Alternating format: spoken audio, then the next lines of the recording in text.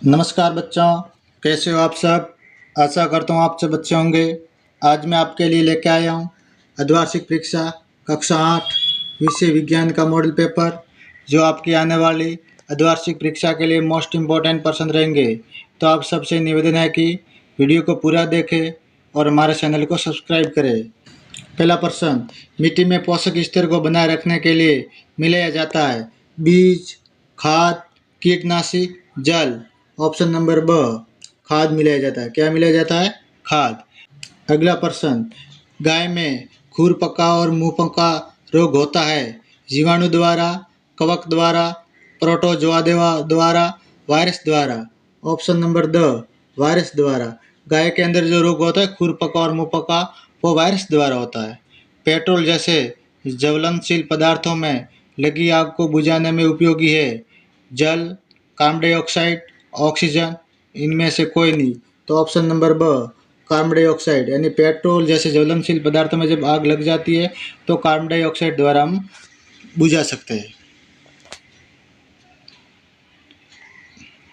अगला प्रश्न, संसारण तथा जंग लगने से बचाने के लिए लोहे पर किसकी परत चढ़ाई जाती है? जिंक, स्टील, तांबा, सिल्वर। ऑप्शन नंबर अ, जिंक की परत। जिंक की परत है वो चढ़ाई जाती है लोहे को जंग से बचाने के लिए। वनोन्मूलन का स्थायी हल क्या है? पुनर्चक्रण, मरुस्थलीकरण, जंतु संरक्षण, पुनर्वनरोपण। तो ऑप्शन नंबर द, पुनर्वनरोपण। रिक्त स्थानों की पूर्ति कीजिए। हाइड्रा में मुकुल द्वारा नए जीव का विकास होता है। कुएं से पानी निकालते समय हमें रस्सी को खींचना पड़ता है। किसी पृष्ठ को रुक्ष बनाकर घर्षण बढ़ाया जा सकता है, घर्षण बल को बढ़ाया जा सकता है। आवर्ती का मात्रक हर्ट्ज है। अगला प्रश्न, भूपट्टी के भीतर गहराई में विक्षोभ के कारण भूकंप आते हैं। क्या आता है? पृथ्वी के अंदर जो विक्षोभ, गहराई के अंदर जो विक्षोभ होता है उसके कारण भूकंप आते हैं।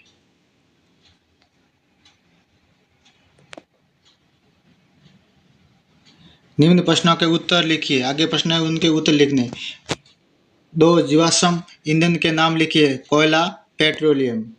अम्लीय वर्षा के लिए उत्तरदायी दो गैसों के नाम, सल्फर डाइऑक्साइड तथा नाइट्रोजन डाइऑक्साइड। संकटापन जंतु किसे कहते हैं? वे जंतु जिनकी संख्या एक निर्धारित स्तर से कम होती जा रही है, वे विलुप्त हो सकते हैं, संकटापन जंतु कहलाते हैं। ऐसे जंतु जिनकी संख्या अब कम हो रही है। लैंगिक जनन से क्या आशय है? लैंगिक जनन जिसमें नर तथा मादा युग्म का संलयन होता है, यानी नर और मादा मिलकर बच्चे का जन्म देते हैं, उसे लैंगिक जनन कहते हैं।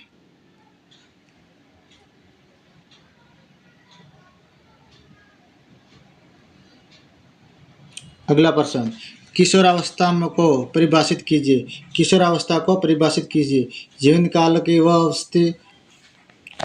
अगला प्रश्न, किशोरावस्था को परिभाषित कीजिए।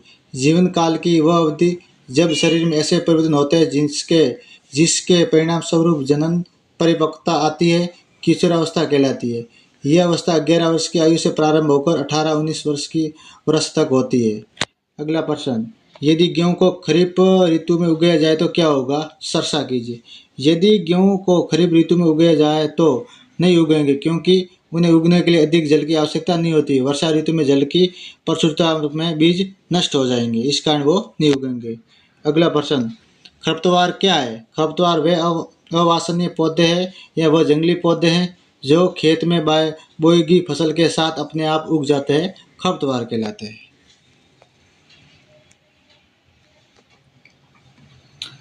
अगला प्रश्न, सूक्ष्म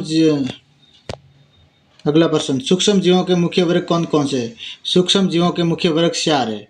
जीवाणु, कवक, प्रोटोजोआ, कुछ शैवाल। और एक अन्य वर्ग विषाणु भी होते हैं। ये भी सूक्ष्म जीव होते हैं, किंतु ये उक्त सूक्ष्म जीवों से भिन्न होता है। बाकी जो सूक्ष्म जीव है उससे थोड़ा अलग होता है। 9वां, 10वां, 11वां, 12वां, 13वां, 14वां और 15वां, ये मोस्ट इंपॉर्टेंट प्रश्न है। ये आपको अपनी किताब से ढूंढ कर याद करना है।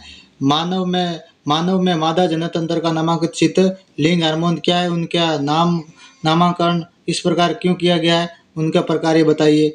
लिंग हार्मोन के और उनके नामकरण के बारे में हमको विस्तार से बताना है।